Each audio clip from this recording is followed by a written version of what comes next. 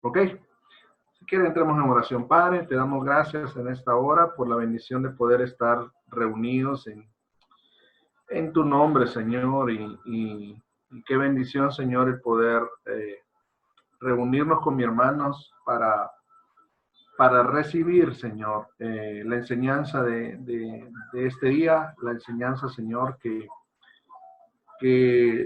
lo hacemos, Señor, con la expectativa de que tu bendición pueda ser grande sobre nuestros corazones. Señor, todos los que estamos acá y los que se van a integrar, Señor, a la enseñanza, somos necesitados de ti. Somos necesitados de que nos hables, de que nos ministres, de que hables a nuestros corazones a través de la palabra de Dios, a través de la Biblia. Te pedimos, Señor, en esta hora que de una forma especial, Señor, de una forma eh, directa, puedas hablarnos a cada uno de nuestros corazones. En el nombre de Jesús te bendecimos, Señor, y te estamos agradecidos porque estamos con salud, porque estamos, Señor, aunque en medio de una pandemia, estamos, Señor, confiados en que nuestras vidas no dependen de nosotros, nuestras vidas dependen solamente de ti, Señor. En el nombre de Cristo Jesús, en esta hora te damos a ti la gloria, la honra, porque tú eres un Dios bueno, Señor. Gracias en el nombre de Jesús, Señor. Amén y amén. Bueno, comencemos. La verdad es que los que se integren, pues que lo hagan. Yo quiero compartirles, denme un segundo. Vamos a seguir con la serie que traemos. Solo denme, aquí está. Solo denme un chancecito, vamos a compartir esto. Ahí está. Ok. Hoy vamos a seguir con la serie de temas sobre la iglesia. La iglesia. La iglesia en el tiempo final. Y hoy vamos a hablar del estudio número 6. La verdad, quiero abrirles mi corazón. Los que ya tienen algunos estudios de venir los martes hablando de la iglesia en el tiempo final. Mi idea inicial era hablar de Apocalipsis capítulo 1, que es un preludio, y en Apocalipsis capítulo 2 y capítulo 3 está pues, prácticamente las 7 iglesias de Apocalipsis. Ahí hay algunas aplicaciones prácticas para la iglesia de ahora, y básicamente yo quería entrar por ahí, pero hice como un pequeño como preludio de la enseñanza en Apocalipsis capítulo 1, pero imagínense que vamos por la enseñanza número 6 y hemos avanzado, realmente hemos avanzado poco. Entonces, la verdad es que orando y pidiéndole al Señor de su favor, vea, la verdad es que creo que no debemos de ir corriendo, y eso es lo que, o ese es el sentir, ese es el sentir que tengo yo actualmente, de no ir corriendo. Prefiero que vayamos despacio, que vayamos entendiendo, y que obviamente después, pues después podamos llegar hasta donde queremos llegar, que son las 7 iglesias de Apocalipsis. Ok, el martes pasado vimos este versículo, el versículo 10 y el 11. Lo voy a leer nada más, solo lo voy a leer, no lo voy a explicar, para que entendamos el contexto de lo que venimos hablando. Dice: estaba yo en el Espíritu el día del Señor, y oí detrás de mí una gran voz, como sonido de trompeta. El martes pasado hablábamos de por qué Juan estaba de espaldas al Señor, por qué era el sonido de trompeta, porque estaba el sonido de trompeta. Y denme un segundo, voy a cerrar mi WhatsApp de acá porque mucho interrumpe. Ahí está. Ok.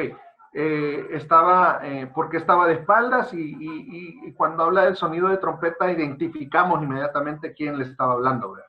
Verso 11, que decía: escribe en un libro lo que ves y envíala a las 7 iglesias. Y hablamos de que Apocalipsis es un libro, Algunos hablan que Apocalipsis es una carta porque tiene pues una presentación, ¿cómo que se llama? Un prólogo, y después una salutación, un prólogo, y después entra ya a lo que es Apocalipsis en general. Pero la verdad es que sí se puede interpretar como una carta, pero el Señor dice que es un libro, es un libro.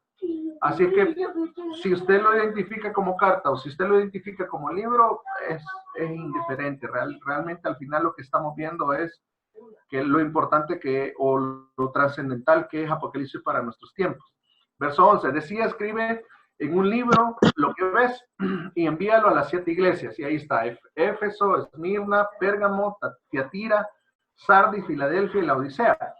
Y hablábamos de que estas 7 iglesias son las 7 iglesias de Asia Menor, pero que lo que está diciendo el Señor es, cuando habla de 7 iglesias, está hablando de la totalidad de la iglesia de Cristo.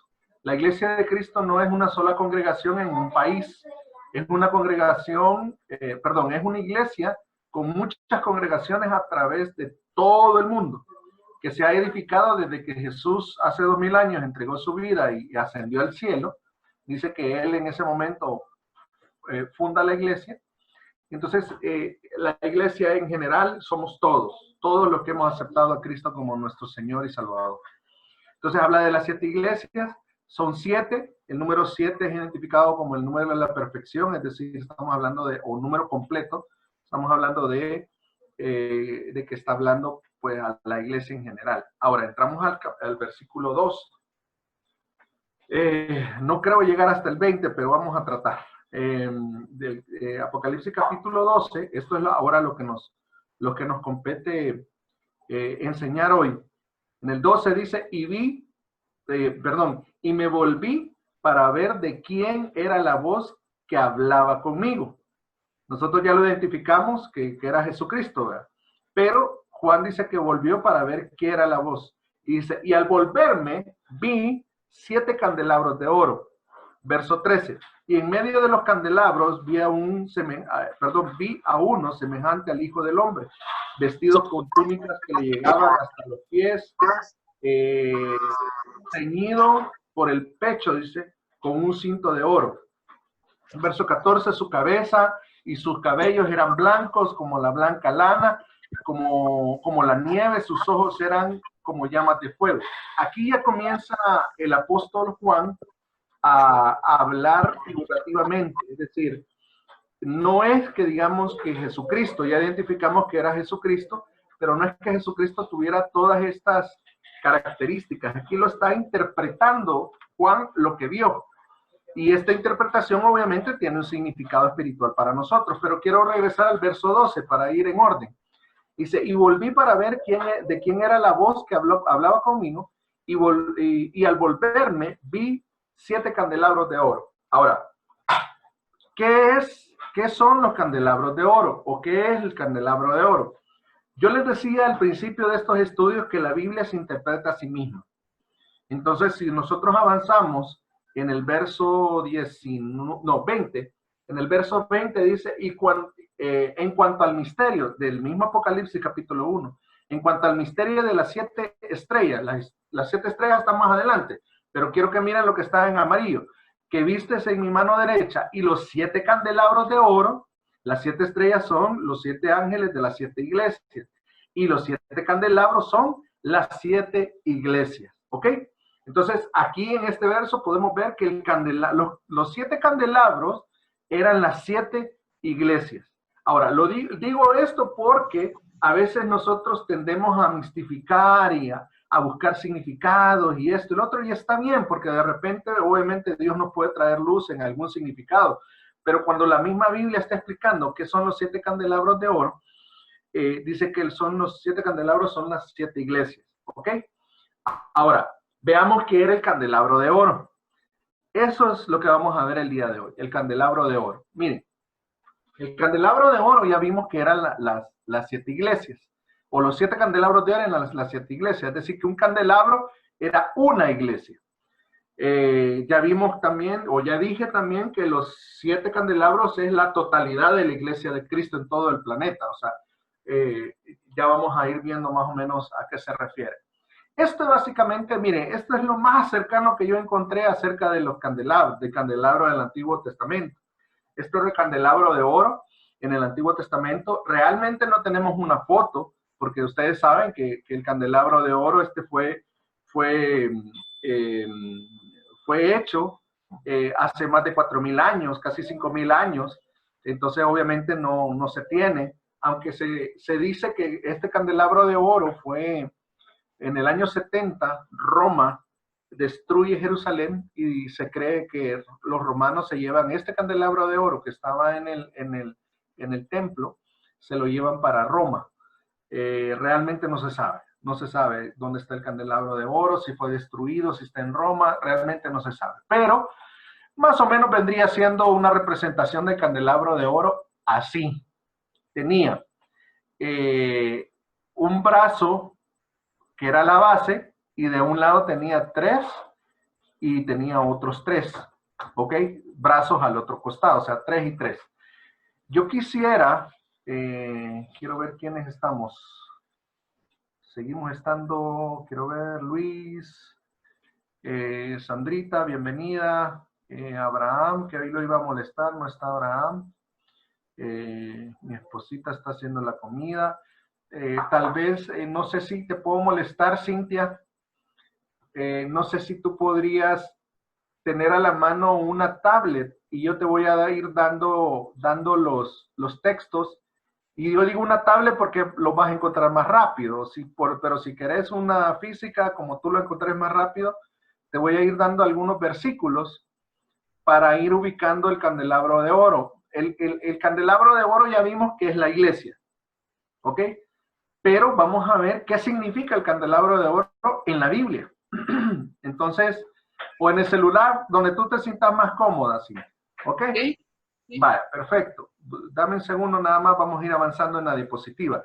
Vale, en lo que Cintia busca los versículos y nos los lee, yo le voy a ir mostrando acá en la presentación lo que dice la Biblia acerca del candelabro de oro.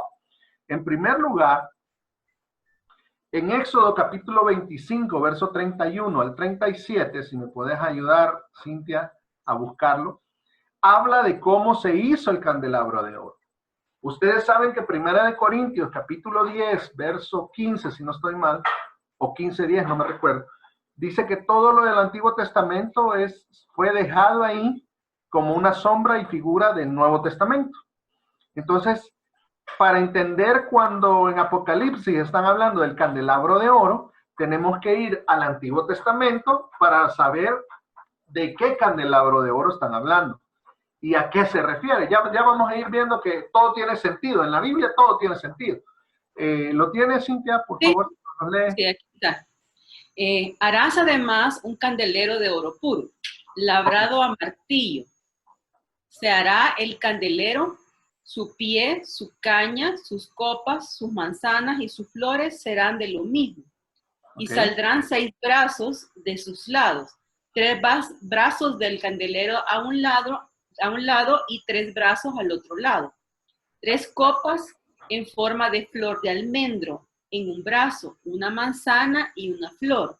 Y 3 copas en forma de flor de almendro en otro brazo, una manzana y una flor. Y así en los 6 brazos que salen del candelero. Y en la caña central del candelero, 4 copas en forma de flor de almendro, sus manzanas y sus flores. Habrá una manzana debajo de 2 brazos del mismo, otra manzana debajo de otros 2 brazos del mismo, y otra manzana debajo de otros 2 brazos del mismo. Así, para los 6 brazos que salen del candelero, sus manzanas y sus brazos serán de una pieza. Todo ello en una pieza labrada a martillo de oro puro. Y le harás... ¿Hasta 37? Y le harás 7 lamparillas, las cuales encenderás para que alumbren hacia adelante. Ok, entonces la representación, lo que estamos viendo es el candelabro de oro del tabernáculo de Moisés. El tabernáculo de Moisés tenía en el lugar santo, tenía una lámpara o un candelabro. Esto que ustedes ven acá como representación No es necesariamente que así fuera exactamente, creo que no lo es del todo así, pero es más o menos una representación para que ustedes tengan una idea. Ok, ahora te voy a pedir, Cintia, que lo vayamos leyendo, pero voy a ir yo deteniéndote para ir explicando qué tenía el candelabro, el significado del candelabro. Ok, desde el verso 31. Bueno. Harás además un candelero de oro puro. Ok. Pausa. Ok, dice que en primer lugar la característica es que era de oro puro. El oro tiene que ver con la perseverancia y la pureza. Job 23:10, Cintia, si me puedes ayudar. Job capítulo 23, verso 10. Miremos lo que dice Job 23:10 acerca del oro puro. Estamos hablando del oro puro. El oro puro representa la perseverancia y la pureza. Ajá. Más él conoce mi camino, me probará y saldré como oro. Ok, entonces, oiga, él conoce mi camino, me probará, o sea, es decir, el oro, igual que en Pedro, o sea, pues, se recuerdan que en Pedro en el Nuevo Testamento dice que él nos va a probar como oro puro y nos va a purificar. Entonces, el oro puro tiene que ver con la perseverancia, con las pruebas. Realmente ninguno de nosotros acá en el grupo podemos decir que no hemos pasado pruebas. Al contrario, Santiago dice, gozaos cuando os halléis en diversas pruebas, porque el fruto de la prueba en ustedes va a producir paciencia. Entonces, el oro tiene que ver con perseverancia y pureza, es decir, con nuestra fe. Nuestra fe va a ser probada, nuestros corazones van a ser probados, como el oro.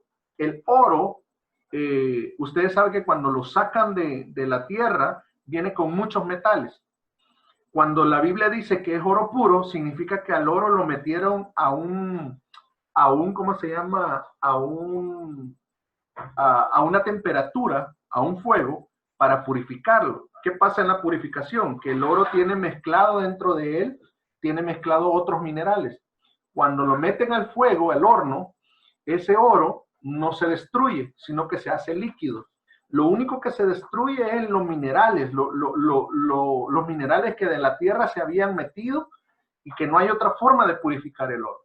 Entonces, cuando dice que el candelabro era de oro puro, está hablando de que fue purificado. O sea, pasó un proceso en el fuego que el oro fue separado de los otros minerales o del otro material que había en la tierra.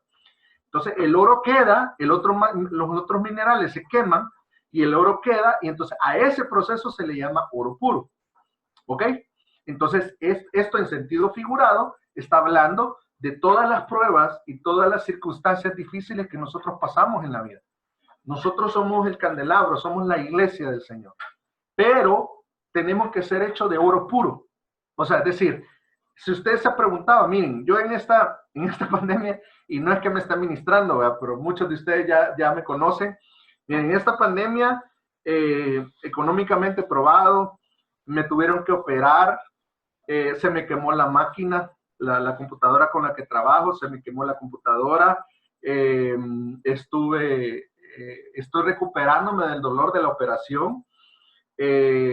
Mi techo, hoy con el, ¿cómo se llama este? Con el temporal que se vino, la lluvia esta, con huracán que se vino, se rompió, tenía, no me están preguntando, pero tenía en el techo una abertura de 1 metro. Entonces, de 1 metro en la segunda planta de mi casa. Entonces, mi mentor y mi pastor me decía, Meme, te vinieron las 10 plagas de Egipto encima. Y yo le decía en forma de broma, obviamente, ¿verdad? Yo le decía, sí, hermano Juan, porque mi pastor y mi mentor es hermano Juan. Sí, hermano Juan, le pareciera que las 10 plagas de Egipto me vinieron, ¿verdad? Pero yo he entendido que eso es parte de la purificación de nuestras intenciones, eso es parte de la purificación de nuestro interior. Dios a veces permite que nosotros pasemos dificultades porque Dios nos está purificando como oro. Dios quiere hacernos parte de la iglesia, pero necesita esa materia prima, necesita que nuestra pureza sea formada, que nuestra perseverancia sea firme. que se queme todo. Yo no sé si a usted le ha pasado, pero en medio de las circunstancias difíciles, nosotros somos los que le terminamos diciendo al Señor, Señor, ya no sean a mi voluntad. O sea, llega un momento en que uno dice, pucha, que ya me pasó de todo, ya no, Señor, ya no, ya no. O sea, hágase tu voluntad, como que nos estamos rindiendo. Y cuando pasa eso, no sé si les ha pasado también, cuando ustedes dicen eso, inmediatamente, ¡pum!, comienzan a ver que las cosas cambian y cambian y mejoran. ¿Por qué? Porque Dios estaba a través de las circunstancias, no es que Dios sea malo, porque Dios no es que esté malo y que no, como hijo nos esté metiendo al fuego y es, no, lo que está diciendo la palabra es que Dios conoce nuestras intenciones y que Él nos purifica a través de las dificultades. ¿Ok? Sigamos. Oro puro. La primera característica es que era oro puro. Sigamos, Cintia, en Éxodo 25, 31 o 32, no sé dónde vamos. Siempre en el 31. Labrado a martillo se hará el candelero. Oiga, de una sola pieza, más adelante lo voy a decir, ya va a ver. Labrado a martillo, ¿sabe qué es eso? Las circunstancias de la vida. ¿Quién de nosotros se ha pegado un martillazo en el dedo y no ha gritado? Por muy macho, machín que uno se crea, uno grita y dice, ¡ay, Señor!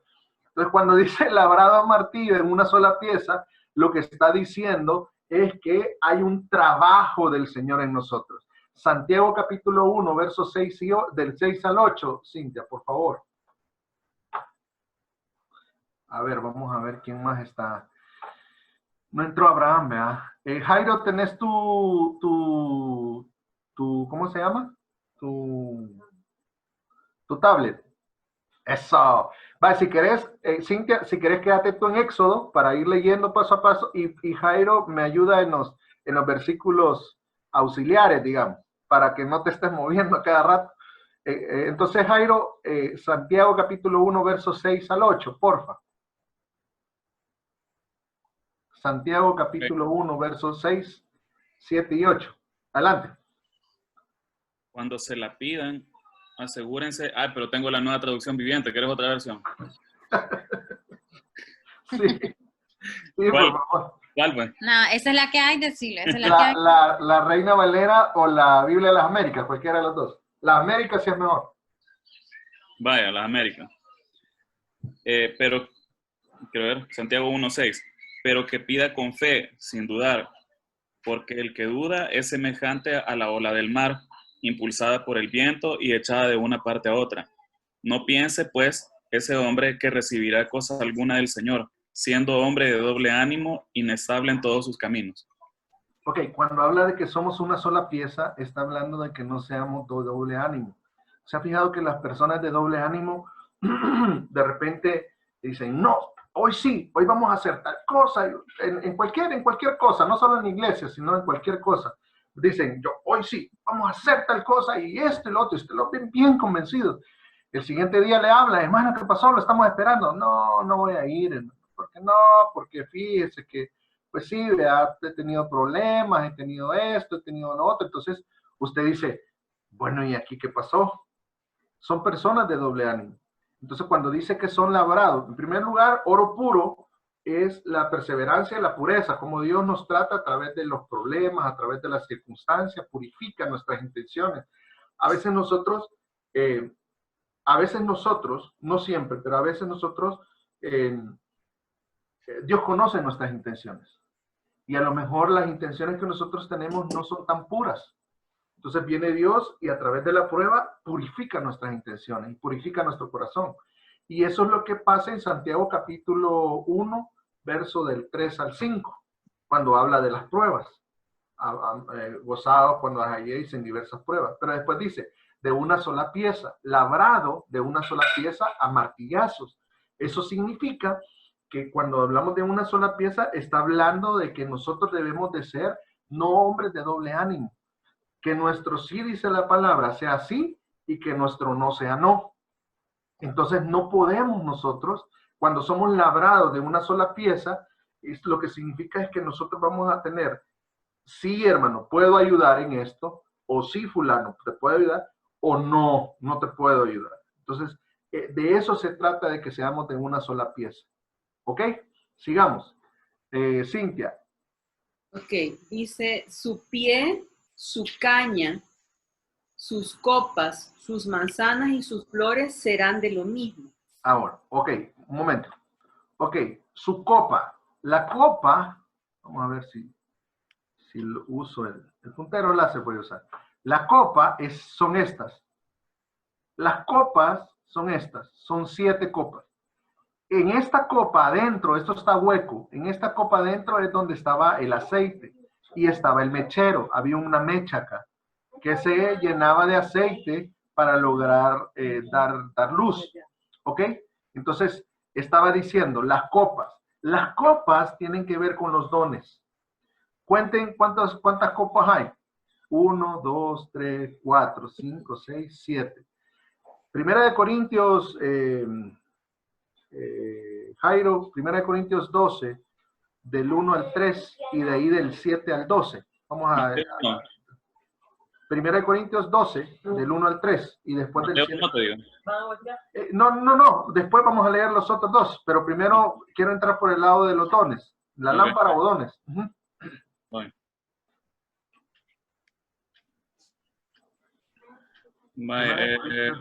Ok. Del 1 al 3. En cuanto a los dones espirituales, no quiero, hermanos, que seáis ignorantes.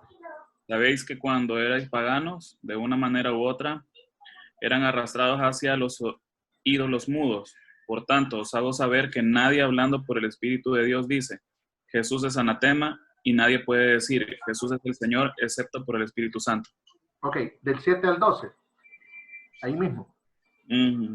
Pero a cada uno se le da la manifestación del Espíritu para el bien común.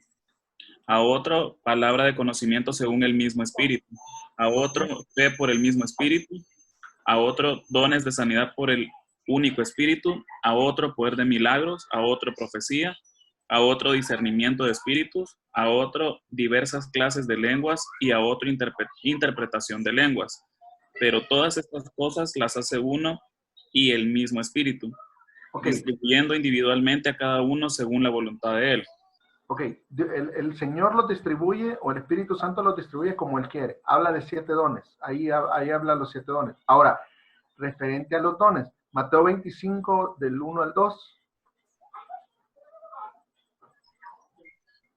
Dice, entonces el reino de los cielos será semejante a 2 vírgenes que tomando sus lámparas salieron a recibir al novio, y 5 de ellas eran insensatas y 5 prudentes. Ok, ahí dejémoslo, porque tenemos que avanzar. Ojo, habla de las lámparas. Las lámparas, hermano, en el tiempo antiguo servían obviamente para la noche, para alumbrar. Los dones, que son 7 también, los dones que son 7 también, tienen que ver también con los dones. Miren, la Biblia habla de los dones del Espíritu Santo, no mis dones. Y ahí dice que hay un don, por ejemplo, de discernimiento de espíritu. Hay un don de ciencia. Hay un don de sabiduría. O sea, es decir, Dios reparte dones para traer luz. Por ejemplo, hablemos de un don, el don de profecía, por ejemplo. El don de profecía Dios lo ha dado adentro de la iglesia para traer luz en medio de las circunstancias difíciles. Si ustedes se van al libro de los Hechos, van a poder ver cómo el don de profecía en la iglesia del principio se movía. Y de alguna forma traía luz y traía alguna revelación de parte de Dios. Entonces, cuando hablamos de las copas, de esto, estamos hablando de los dones que el Señor nos da. O lámparas, o cosas que traen luz. Ok, sigamos, Cintia. Ahí hay otra, 2 de Samuel 22, 29, pero hoy no lo vamos a leer. Solo para aquellos que anotan. Sigamos, Cintia. Okay, en el 32, y dice, y saldrán 6 brazos de sus lados. 3 brazos. Un segundo. Sí. Quizás regresar un poquito más, porque ahí ya hablamos de varias cosas. Hablamos de las copas, pero también hay capullos o frutos. Regresar un versículo más, porfa. Ajá, su pie, su caña, sus copas, sus manzanas. Su pie, su caña, sus manzanas, vienen siendo esto. Obviamente no están como manzanas, pero ya vamos a hablar de esto. En otra versión, en la 60, dice capullos, sus capullos. Estos son frutos, los frutos del Espíritu Santo. Los frutos del Espíritu Santo son 12, por eso es que se multiplican. Y dice que están las copas, los frutos, ¿sí? O los capullos. ¿Cómo dice esta versión que estás leyendo, Cintia? Sus manzanas. Sus manzanas, ok. Sus manzanas, Y que sus son flores. los mismos. Y sus Flores. flores. Fíjense que acá, en teoría, acá, en lugar de estos nuditos que ustedes ven acá, deberían de haber ramitas así, que es lo mismo que flor. Todo tiene un significado. Las copas tienen que ver con los dones, los capullos tienen que ver con los frutos, y los pétalos, o ¿cómo es que dice tu versión, perdón? Cintia. Son sus manzanas y sus flores, serán de lo mismo. Flores. En el caso mío, la versión dice pétalos. Y los pétalos son frutos en proceso. Sus flores, una flor es el árbol da flores justo antes de dar frutos. Entonces, eso quiere decir que dentro del candelabro de oro hay copas, que son dones, capullos o frutos, que son los frutos del Espíritu Santo, los pétalos, que son procesos, es decir, nosotros no podemos decir que ya tenemos toda la plenitud de Dios. Nosotros estamos en proceso. Cuando habla de pétalos o ¿cómo que se llama? O capullos. No. ¿Cómo fue capullos y qué dijiste? ¿Sí? No, dice manzanas y flores. Flores, perdón. Y flores, las flores se dan justo antes de dar los frutos. Entonces vemos cómo la Biblia o el significado del candelabro de oro se va cumpliendo. Estamos dentro de un proceso. Nadie puede decir que tiene todos los dones, nadie puede decir que tiene todos los frutos, nadie puede decir que ya terminó su proceso. Todos estamos siendo procesados. A eso se está refiriendo el candelabro de oro. Sigamos. En el 32 entonces, y saldrán 6 brazos de sus lados. Ok. 3 brazos del candelero a un lado y 3 brazos al otro lado. Son estos. Es 1, 2, 3 y 3 del otro lado. O sea, es decir, esto habla del equilibrio. Si yo pongo 3 o 4 de este lado y 1 de este lado, ese candelabro posiblemente no va a estar equilibrado. Eso habla de que todo lo que está todo lo que hacemos en el Señor tiene un equilibrio. Sigamos.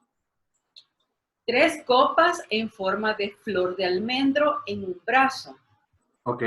Ojo, dice 3 copas en forma de almendro. Es curioso, fíjense. ¿Saben por qué? Porque el almendro es conocido como el árbol madrugador. Jeremías capítulo 1, verso 11 al 12. Jairo, por favor.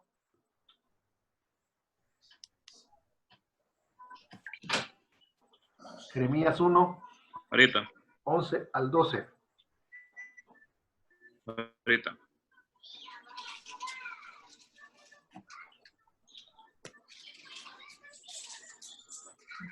Vaya. Vino entonces a mí. Hola. ¿Sí? 11 en adelante, 11 y 12. Vino entonces a mí la palabra del Señor diciendo, ¿qué ves tú, Jeremías? Y yo respondí, ¿no se oye? No, como que tapaste el micrófono. Hola. Ah, ok. Vaya, vino entonces a mí la palabra del Señor diciendo, ¿qué ves tú, Jeremías? Y yo respondí, veo una vara de almendro. Y me dijo el Señor, bien has visto, porque yo velo sobre mi palabra para cumplirla. Ok. Imagínense que el almendro significaba para Jeremías que Dios vela sobre su palabra para cumplirla. ¿Sabían ustedes que la vara de Aarón era también un almendro? La vara de Aarón que reverdeció en el Antiguo Testamento era una vara de almendro. Entonces el almendro es conocido como el árbol madrugador. ¿Saben ustedes por qué? Dice la escritura que estos frutos van a ser como semilla de almendro, esto que estoy aquí diciendo. Y el almendro es conocido como el árbol madrugador porque el almendro en enero, antes de que llegue la primavera, el almendro es el primer árbol que da fruto. Obviamente primero da flores y después da fruto. Entonces, eso significa, hermanos, que nosotros estamos llamados a ser como el fruto del almendro, a madrugar, a velar. Leímos en Mateo 25, del 1 al 2, leímos cómo hubieron 5 vírgenes sensatas y 5 insensatas. 5 vigilaron y se guardaron de tener aceite y todo, y 5 se durmieron. Entonces el almendro está representando que Dios vela sobre su palabra para cumplirla. Entonces también dentro del candelabro están reflejados los frutos del almendro. Entonces Dios nos está diciendo que nosotros debemos tener cuidado de guardar su palabra porque se va a cumplir. Entonces, cada una de las características que vemos en Éxodo capítulo 25, del 31 al 37, tiene un significado para nosotros. ¿Por qué? Porque el candelabro de oro, ya vimos en el capítulo 1 de Apocalipsis, versículo 20, ya vimos que el candelabro de oro representa ¿qué? La iglesia. La iglesia. Los 7 candelabros, dice, son las 7 iglesias. Entonces, estamos yendo al Antiguo Testamento para entender un poco cómo estaba hecho el candelabro. Ahora, avancemos, porque obviamente el tiempo nos avanza. El cuidado del candelabro de oro. Ahora, era una pieza que se tenía en el tabernáculo de Moisés. Ahora, veamos un poco del cuidado y del uso que daban los sacerdotes. ¿Se recuerdan que hace unas 3 enseñanzas hablamos de que somos un reino de sacerdotes? Y hablamos del reino y hablamos del sacerdocio. Aquí es donde comienza a tener sentido este tipo de enseñanzas acerca del candelabro de oro. Miren lo que tiene, miren cómo tenían cuidado los sumos sacerdotes y los sacerdotes en el Antiguo Testamento. Comencemos. El cuidado de la lámpara era asignado a los sacerdotes. Y ya vimos en Apocalipsis capítulo 1, versos 6 o 5, no me recuerdo, que somos sacerdotes del Señor. Somos sacerdotes del Señor. Entonces, significa que el cuidado de nosotros como iglesia o de la iglesia en conjunto como congregación tiene que ver con nosotros. Tenemos que cuidar eso. Ok, veamos. En Éxodo capítulo 27, verso 20, si me ayuda Cintia, ahí está cerca, capítulo 27, verso 20, y Levíticos 24:2, Jairo, la Vicón le puse. Levíticos es ahí. Sí, casi que le pongo la Vicón. Levíticos es ahí, perdonen que eso se me fue. 24:22. Éxodo, si quieres primero Éxodo. Bueno, dice 27:20. Y mandarás a los hijos de Israel que te traigan aceite puro de olivas machacadas para el alumbrado, para hacer arder continuamente las lámparas. Ok, está hablando de esto, de hacer arder el candelabro. Estas son las lámparas, estas 7. Pero el candelabro era todo. Ok, dice, le pedirás a los hijos de Israel que traigan aceite. ¿Para qué? Para que cuiden que esté perpetuamente alumbrando la lámpara. Veamos Levítico 24:2. Ahorita. Manda a los hijos de Israel que te traigan aceite puro de olivas machacadas para el alumbrado, para hacer arder la lámpara continuamente. Continuamente dice ahí, pero hay unas versiones que dice perpetuamente. Entonces, ojo, la responsabilidad del fuego perpetuo, ¿de quién era? El sacerdote. ¿Solo el sacerdote? Ah, no, los hijos de Israel, del pueblo. Del pueblo. Era el cuidado del fuego perpetuo, era del pueblo. Porque si el sumo sacerdote no tenía aceite, ¿cómo iba a hacer que la lámpara estuviera alumbrando? No podía. Entonces era entre el sumo sacerdote y el pueblo, tenían un cuidado de que esa lámpara nunca se apagara. Y efectivamente pasaron muchos años que esa lámpara no se apagó. Pero sigamos. Otro que tiene que ver con el cuidado, su mantenimiento, era a diario. Éxodo, Cintia, Éxodo 30, versículo del 7 al 8. el mantenimiento de la lámpara era a diario. O sea, no era, ya al mes nos acordamos, como a veces le damos mantenimiento a algunas cosas de la casa. El tiempo cuando nos arruinan. No, en el caso del candelabro era a diario. Éxodo 37, el 8. Y Aarón quemará incienso aromático sobre él. Cada mañana, cuando aliste las lámparas, lo quemará. Oiga, Y cuando Aarón, cada vez en la mañana que aliste la lámpara, quemará. Está hablando del incienso, pero después, en medio de lo que está narrando del incienso, mire lo que dice. Cada vez, o sea, cada día que él preparaba ese incienso, él tenía que preparar también la lámpara. Sigamos. y cuando Aarón encienda las lámparas al anochecer, quemará el incienso. Rito perfecto. Ojo con esto. Dice, cada vez en la mañana y cada vez, ¿cuándo? En la noche. O sea, ellos tenían que cuidar el fuego y ver que el candelabro estuviera encendido en la mañana y en la noche. O sea, el cuidado o el mantenimiento del fuego era a diario. Esto nos habla a nosotros también. Ustedes saben que el apóstol Pablo le dijo a Timoteo, aviva el don de Dios, el fuego del don de Dios que está en ti. ¿Se acuerdan de eso? Aviva el fuego, o sea, es decir, todos los días nosotros tenemos que cuidar el fuego de Dios que está en nosotros como lámparas. ¿Ok? Sigamos. Rito perpetuo delante de Jehová por vuestras generaciones. Rito perpetuo, imagínense. Les ordenó eso, o sea, tenían que hacerlo siempre, perpetuamente. El cuidado, el mantenimiento de esa lámpara era perpetuamente. Ahora, veamos Éxodo 25, 38 al 40, Cintia.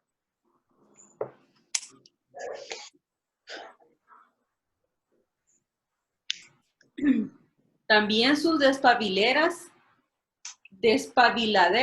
y sus platillos de oro puro. De un talento de oro fino lo harás con todos estos utensilios. Mira y hazlos conforme al modelo que te ha sido mostrado en el monte.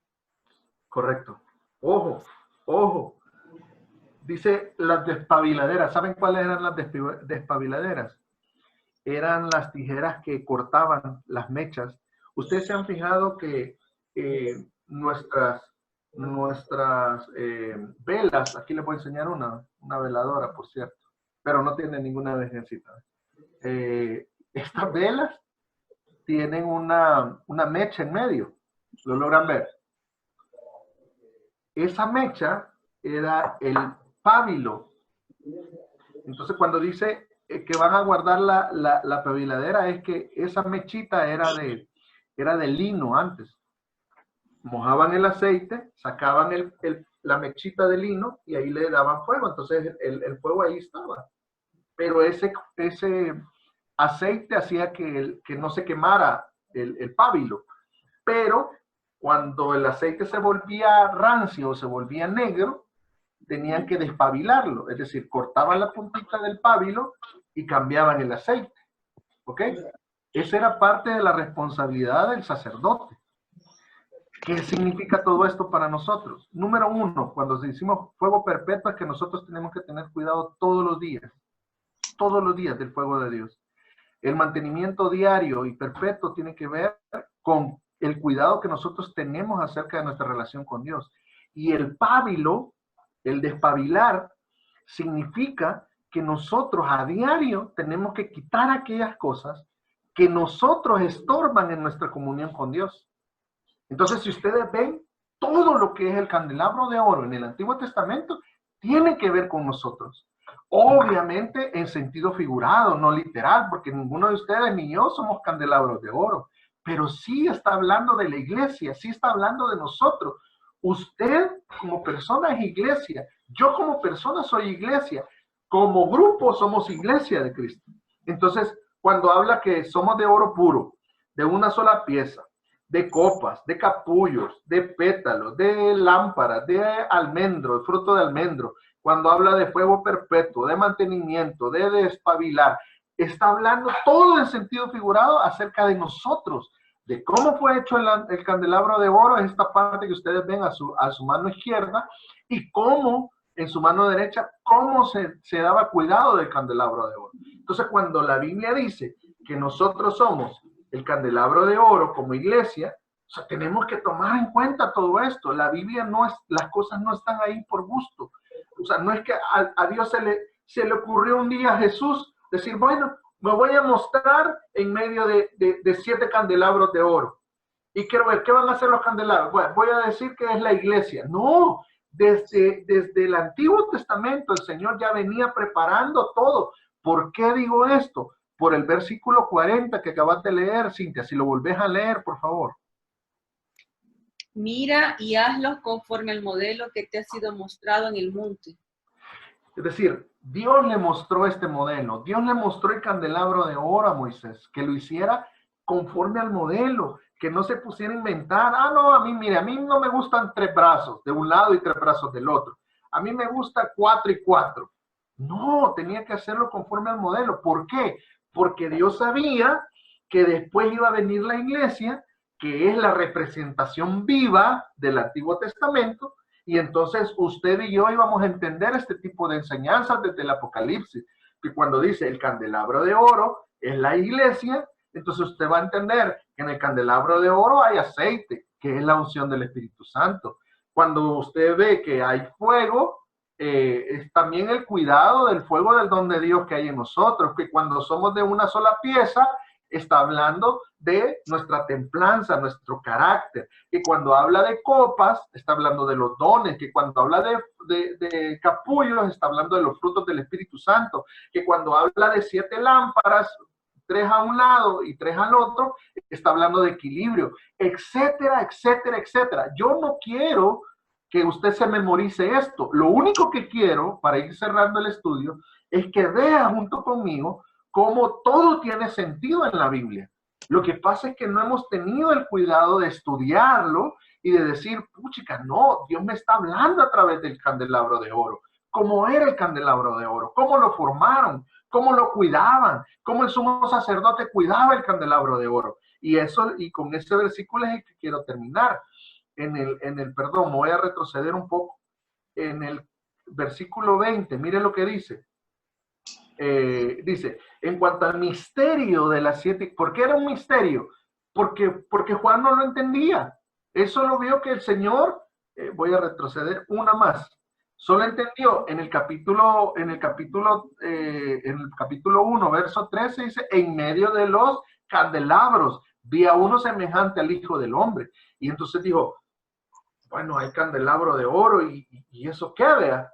O sea, a mí no me dice mucho Apocalipsis con el candelabro de oro. Claro, no me dice mucho porque no nos damos cuenta que la Biblia se interpreta a ella sola. Y entonces en el verso 20 dice, en cuanto al misterio de las 7 iglesias que viste en mi mano derecha y los 7 candelabros de oro, las 7 estrellas son los ángeles y las 7 iglesias son las 7 candelabros de oro. Es decir, la Biblia está explicando por qué cada cosa que se usa figurativamente dentro de la misma Biblia. Ahora, lo que nos ha faltado a nosotros es ir a averiguar a qué se refiere el candelabro de oro. El candelabro de oro estaba en el tabernáculo de Moisés en el Antiguo Testamento y tiene un porqué y una aplicación para mí hoy. Preguntas. Ya nos avanzó el tiempo. Preguntas. Tenemos 10 minutos para preguntas. Mira, yo solo tengo una que quizás no sé si me voy a salir del tema, porque obviamente es un estudio, pero es una... Es un estudio, no te preocupes, dale. Pero es una interrogante general que siempre he tenido, digamos, respecto al oro puro que sale aquí y lo de una sola pieza. Sí. Vos hablabas acerca de las pruebas. Sí. Yo siempre he tenido el interrogante de saber cuándo identificar si es... a grosso modo decirlo de que si es por mi culpa o es en realidad porque Dios me está tratando. Híjole. Ahí entran varias cosas. Perdón, termina la pregunta, perdón. Sí, no, o sea, solo digamos como para terminar la idea, o sea, yo entiendo de que Dios, así como Job y como cualquier ejemplo que querramos poner en la vida actual, o sea, siempre hay como como eso, ¿vea? O sea, como donde Dios no solo te prueba, sino que te forma, digamos, y en medio de la formación, o sea, hay distintas pruebas, ¿vea? Ok, Pero también sé que hay muchas cosas en las cuales, o sea, te pudiste haber metido, pero porque uno no hizo las cosas bien, o sea, y ese ejemplo así se dan hasta decir ya no, vea, o sea, a veces uno puede creer que tiene la razón, pero en realidad no la tenés, vea, y al final te terminas metiendo en algo que fue tu culpa y no era porque Dios lo quería, y simplemente hay quienes asumen de que es porque Dios te está tratando, y yo creo que, al menos para mí, yo creería que es bien importante saber identificar uno u otro. correcto. Eh, bueno, yo no sé, yo no sé si estoy buscando un versículo, no sé si logran ver lo que estoy haciendo, pero estoy buscando un versículo que está en Primera de Pedro.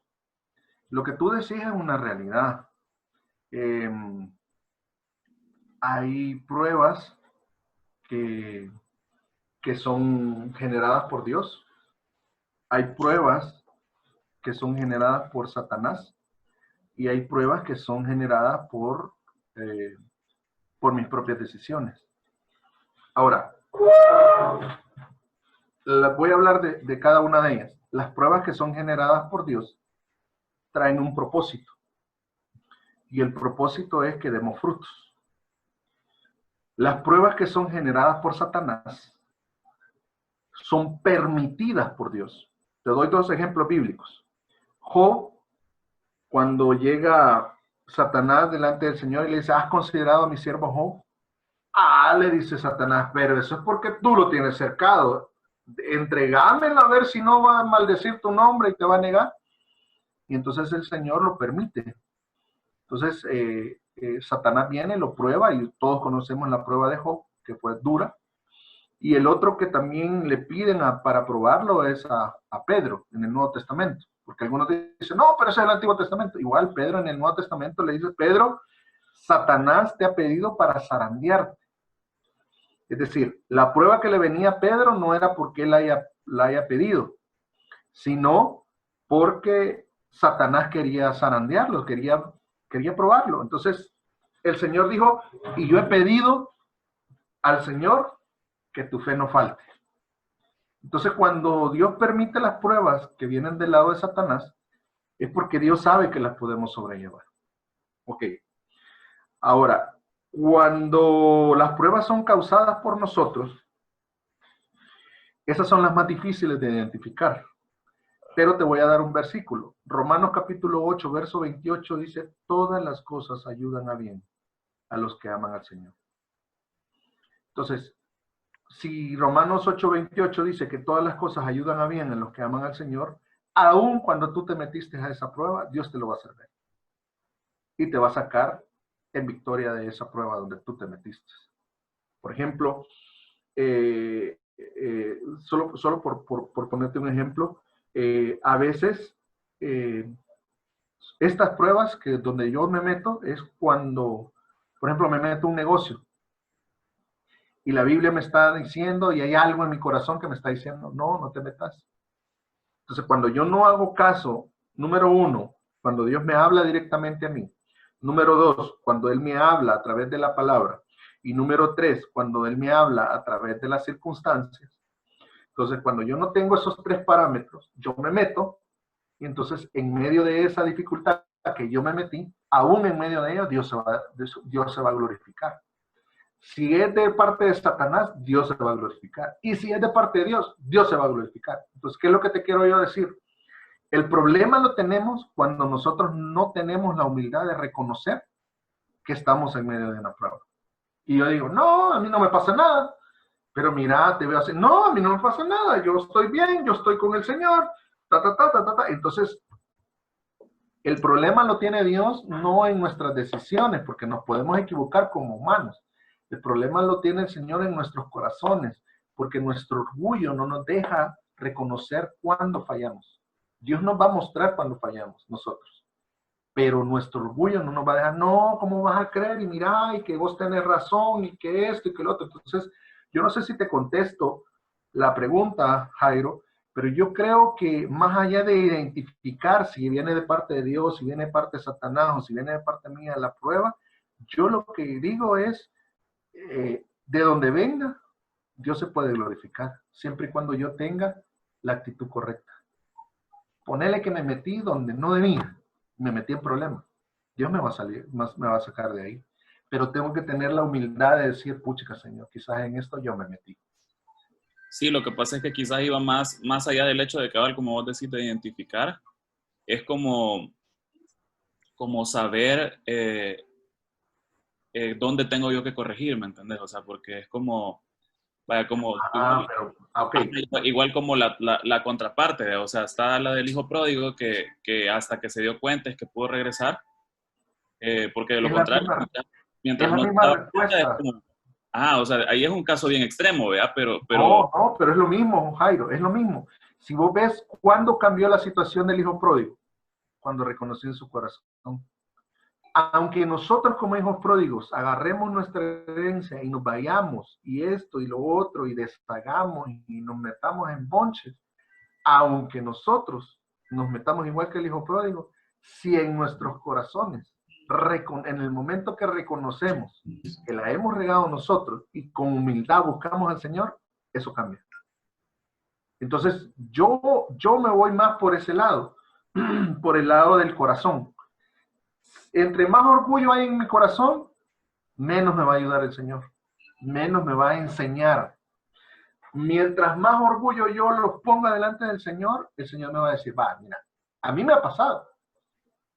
Yo, tal vez para un ejemplo práctico, yo me recuerdo recién convertido, yo hice un préstamo para comprar un vehículo. Y yo decía, Señor, yo con este vehículo voy a ir al culto, voy a llevar a los hermanos al culto, cualquiera que me diga, yo llevo al culto y esto. Yo pensaba en el culto, y el Señor me dijo que no.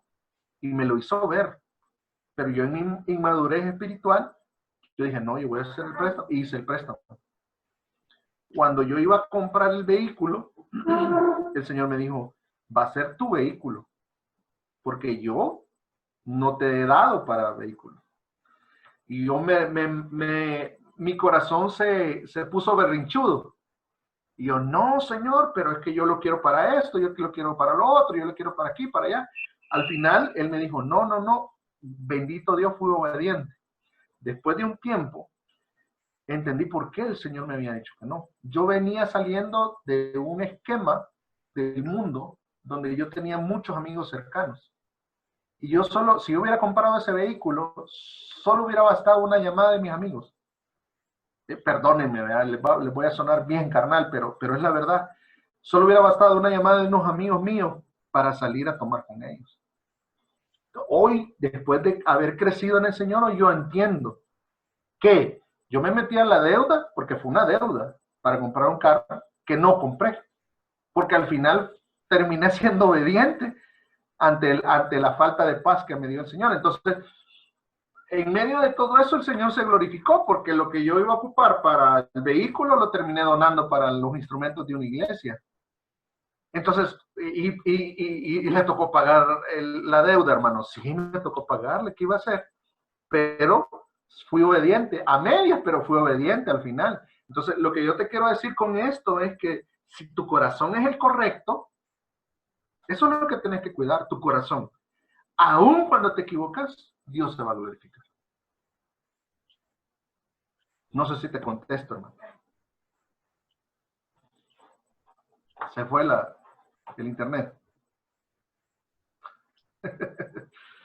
¿Alguien más? Pregunte.